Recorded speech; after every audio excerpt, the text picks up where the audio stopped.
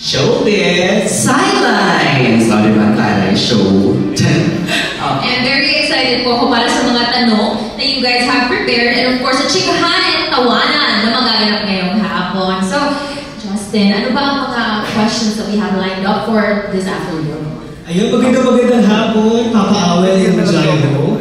Nakaka-pressure pala ito kasi dalawang icons ng entertainment journalism kasama natin ngayong hapon. Alright, maraming questions ang pinadala sa atin ng media para sa inyong dalawa. Pero gusto kong tanungin, alam ko kayong dalawa, you have come a long way, pero first love ninyo ang radio. Especially DJ Jairo, ikaw yung nag-sign off noon ng MOR. Nung nag-shutdown ng ABS-CBN, anong pakiramdam nagbabalik ang AM radio, ang programs ninyo, may teleradyo pa? Thank you for that question. Ako, unang totoo para pag nababanggit lagi yung about sa pagsasarako ng FM ng ABS-CBN, which is ang MOR, sobrang bumabalik yung kirot pa din, parang hindi siya ever nababago. Pero, syempre, kagaya nga nung pag nalulungkot tayo, hindi naman pwedeng magstay lang ako dun sa kalungkutan. Kailangan tuloy pa rin ang buhay at laban lang. Nung inoferan ako ng radyo sa Estrenta at ng teleradyo servisyo, sinabi ko agad na parang ang saya pala talaga pag pinaniwalaan mo na may pag-asa, may hope, and kung para doon ka talaga ilalagay pa rin ang destiny mo. I remember dati nagdi-DZMM din ako, tapos as pinch hitter, wala akong regular na program sa DZMM. Pero dahil magkatalikuran lang yung studio ng MOR, so nung in-offer to, una bongga ka dyan muna every Sunday, tapos sumunod parang ilang linggo lang, nag-offer sila ng Showbiz Sidelines. So sobrang nagpapasalamat ako kasi kahit na na-experience kong mag-TV, mag-teleserye, mag-online host, hindi pa rin nawawala sa roots ko talaga kung saan ako nagsimula, which is ang radyo. Pinagkaiba lang AM and FM. So feeling ko, dinadala ko yung FM na taste or feel sa mga AM listeners. So parang pang balance. So masaya and very thankful. Thank you, DJ Jairo. We're happy for you. Ikaw naman papaaway ng DZMM days. Ikaw isa sa parang innovative na reporter. Diba, nagla-live ka with your own phone, may parang headset and microphone ka pang sarili, like one cam backpack ka. Anong pakiramdam nung nawala yung DZMM, pero alam ko nag-stay ka pa rin. Tapos ngayon bumalik na itong radyo sa Estrenta with teleradyo. Blessing talaga na maipagpatuloy natin yung platform, yung tinatawag nating power of the microphone, na makapaghatid tayo hindi lamang ng balita, servisyo publiko, entertainment. Kakaibang platform to kasi edukasyon na bibigay natin at kasiyahan. Oo, kung babalikan ko ng Skype pa ang uso noon at lagi akong nasa abroad dahil natin sa mga World Caravan, I made it a point na makapag-report pa noon sa umagang kaganda, sa DZMM, using muna yung Skype na napakamahal. Hanggang sa ngayon, nung nawala yung DZMM, hindi naman ako nawala ng pag-asa. Kasi during the pandemic, pinag-usapan ako ng management na sana kahit paano yung presence natin mag-feel pa rin. Kaya gumawa kami ng online platform na ayun din, kagaya nung una, sinubok-subukan ako noon na nagre-report sa labas, nag-online din ako, virtual. Kaya in principle, hindi kami nawala. Pero hindi rin kami hinahanap masyado kung nasaan na kami. Kasi nasanay sila na sa radyo, sa Estrenta, napapakinggan, napapanood sa teleradyo servisyo. Kailangan mag-effort nyo na, nasa online pa rin kami. Kaya eto na, nung nagkaroon na talaga ng malaking blessing na meron na po tayong radyo sa Estrenta, tapos may teleradyo servisyo pa po. Tuloy po ang ating paghahatid ng informasyon at entertainment. At kami na nga po yung magandang puntahan ng bayan. Ayan. Okay, bago ko basahin yung phone-in questions at mag-entertain ng live questions, alam ko, ito kasi Showbiz Sidelines, ito yung tandem ninyong dalawa. Pero each of you, meron din kayong kanya-kanyang programs sa DWPM. So, pwedeng explain yung each program. Sa akin, yung unang programa ko sa DWPM or sa radyo sa Estrenta at sa teleradyo servisyo, yung Bongga Kajay. Every Sunday, 12:15 noon to 1:30 p.m. Kumbaga, ang nilalaman noon ng Bongga Kajay, parang lahat ng mga celebrity interviews, may mga veterans, meron din yung mga dating artista na nawala na, mga sumisikat na social media influencers. So, talagang spontaneous yung kwentuhan doon. Tapos, di ko naman masabing no holds bar, pero mas direct to the point yung mga tanungan doon sa Bongga Kachay. So, that's every Sunday. Tapos, itong Showbiz Highlights, Monday to Friday naman, 9 p.m. to 10 p.m. Medyo magkasunod lang kami halos, di ba pa pag Sunday. Yung sa akin naman po, every Sunday din, Travel ni Awel, 3:30 to 5:30 p.m. It's a 2-hour travel show bago mag-TV Patrol weekend. Ito kasi magpapatuloy lang dito yung mga nagawa na po namin. Bago po kasi magsara at magkaroon ng pandemic, for more than 10 years, ako po yung proponent ng World Caravan. Yes. Umiikot po kami sa iba't ibang bansa, dala natin ang mahalagang balita at impormasyon, tapos nag-reach out tayo sa mga kapamilya natin noon, sa iba't ibang bansa, ganyan. Hanggang sa sabi ng management, Papa Awel, gusto ka namin bigyan ng isang weekend show. Pwede ka bang mag-conceptualize? Pagkasabi pa lang ganun po, half a second hinga lang, naisagot ko agad, Travel ni Awel, ganun. Tapos, uy, nag-arrive, sabi, sige, okay yun. So ito naman yung show na to, in-feature natin yung mga destinations, lalo na yung mga hindi pa na-discover sa Pilipinas. So, in-involve natin dito ang mga content creators, vloggers, kasi sila nakakapunta doon first-hand experience. Bukod dun sa mga experiences ko sa mga travels abroad na may mga kaservisyo at kapamilya po natin. Yun po. Si Jayo, Wala naman, okay naman kami. Kasabay naman na. Diyan lang. alright, sige, magbasa na ako ng phone questions. Guys, kung may question kayo, kayo maniya, tayo lang to. Please raise your hands. Tama! Geniel! Itanong daw po si Geniel. From TV Patrol. Nagpapatrol. Geniel Krishnan. Nakainis. Ganda mo. Anyway, Bigyan niyo po siya ng take-out. Anyway, so of course I want to ask you this question kasi you guys have been doing radio ever since. Gaano kaiba itong Showbiz Highlights compared to the other radio programs na talks about showbiz too? Bakit kayo yung kailangan panoorin ng mga tao? Or bakit kayo yung okay tama yan? Unang-una, maraming salamat, King. Unang-una, siguro tama ka. Napakaraming showbiz-oriented show sa TV, sa online, and even sa ibang radio stations din. Pero dito kasi sa programa namin, first, maraming factor.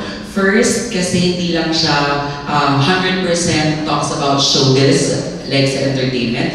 The reason why the title is Showbiz Sidelines is because may showbiz na meron pang sidelines. Meaning, sa oras na 9 to 10 p.m., gusto namin na yung listeners namin, after listening sa buong araw ng mga matitinding balita, lahat ng pinaka-pinag-uusapan sa West Philippine Sea, sa Senado, sa Congress, pag sa oras namin, ngiti, good vibes, and inspiration. Sa sideline, sa side hustles, pwedeng lang mga artista guest namin, na kung hindi sila artista, ano yung possible na ginagawa nila? Or pwede rin na habang artista sila, ano yung mga naging investment nila?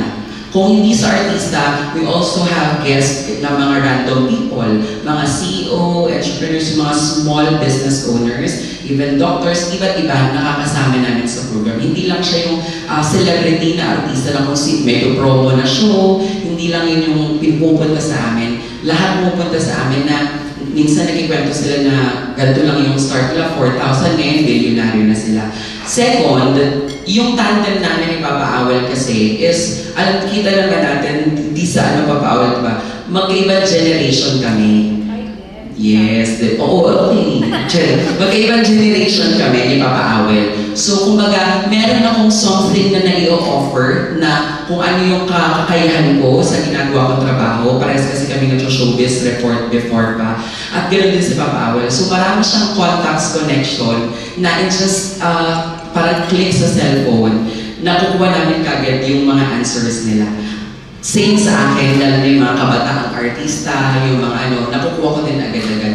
Tapos pangatlo siguro dahil lagi namin sinasabi ni Papa Awel na sa dami ng ganitong programa, ang gawin natin is maging balanse tayo. Gawin natin na kung ano yung mga nakikita natin sa social media na fake news, siguraduhin natin na as anchors, i-research natin kung totoo ba ito at ginagawa namin ng paraan para maibigay kung ano yung tamang kasagutan doon sa mga nakikinig at nanonood sa amin. So, yung experiences namin from the very beginning na nag-start kami sa industriya, sa trabaho, siguro yun yung bala namin na para sabihin na pakinggan at panoorin kami.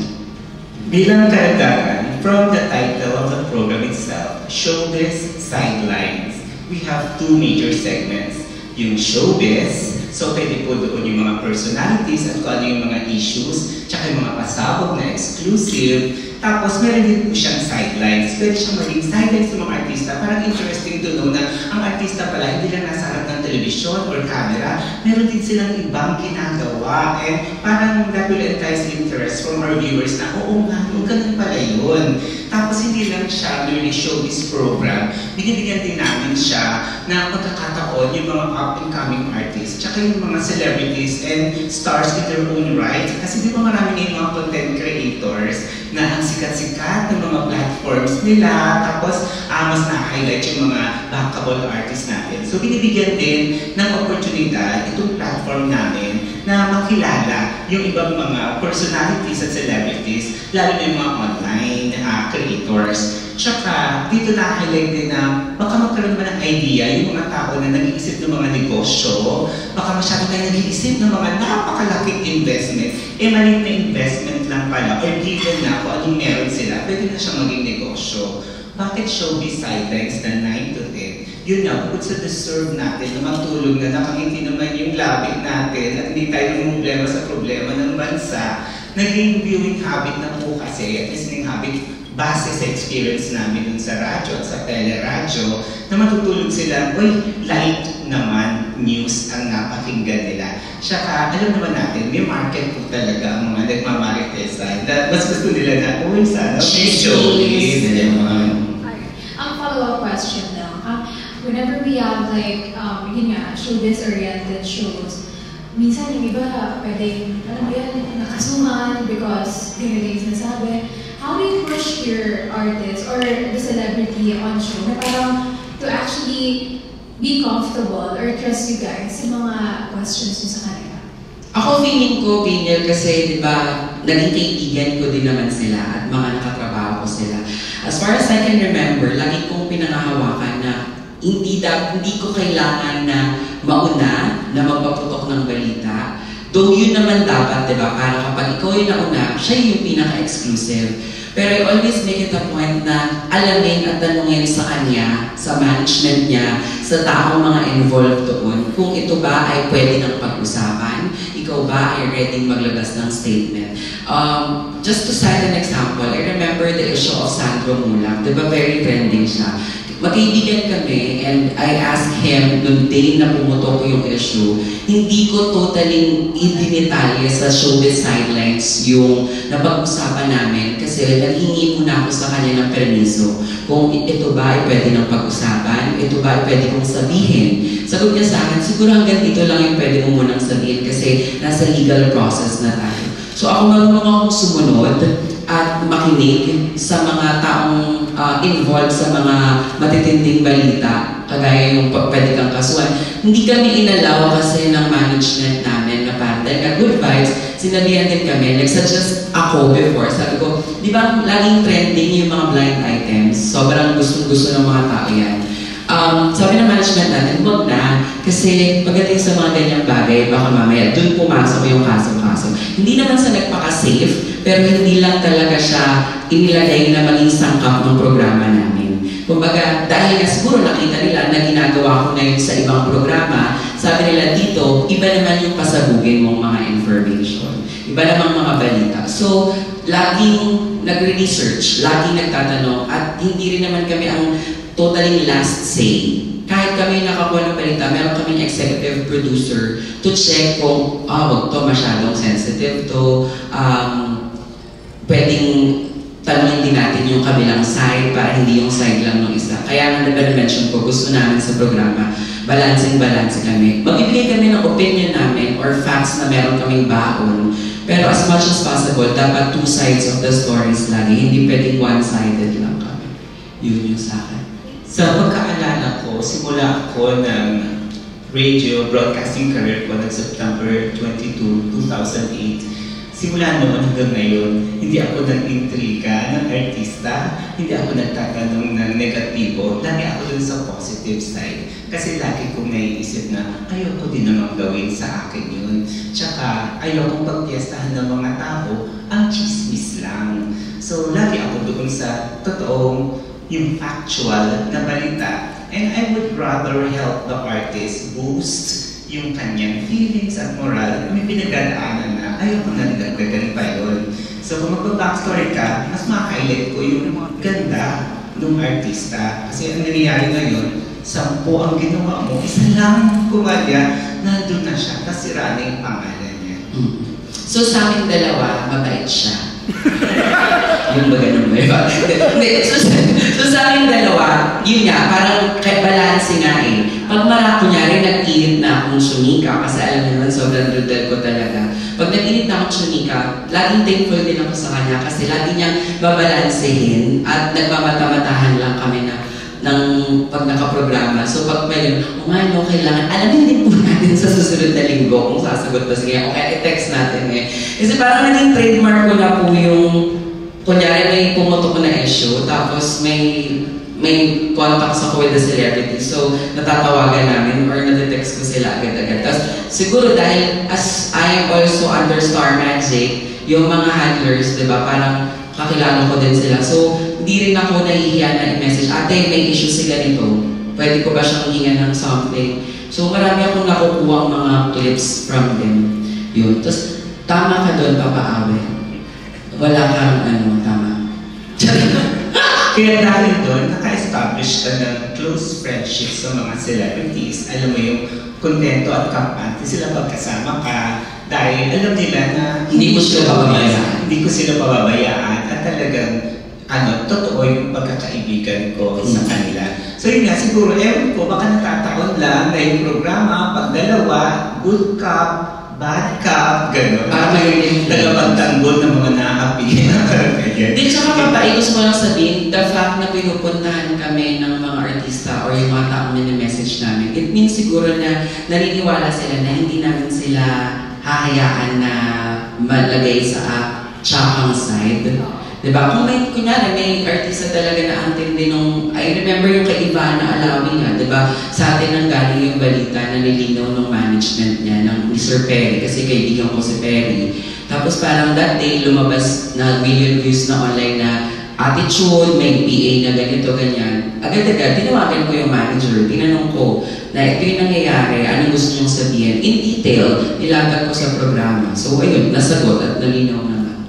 Tsaka sa mundo ng entertainment, maliit lang yung mundo natin. Tayo pang nagbibigay ng kasiyahan sa mga tao. Yung isang artista na pinagpupunan ng kasiyahan ng mga momshies, popshies, hanggang gensies ngayon, kung masisira pa ang pangalan niya at mawawala pa yun, lalo pang liliit yung mundo natin. Tayo-tayo lang din nakikita. Let's make this world a better place to live in.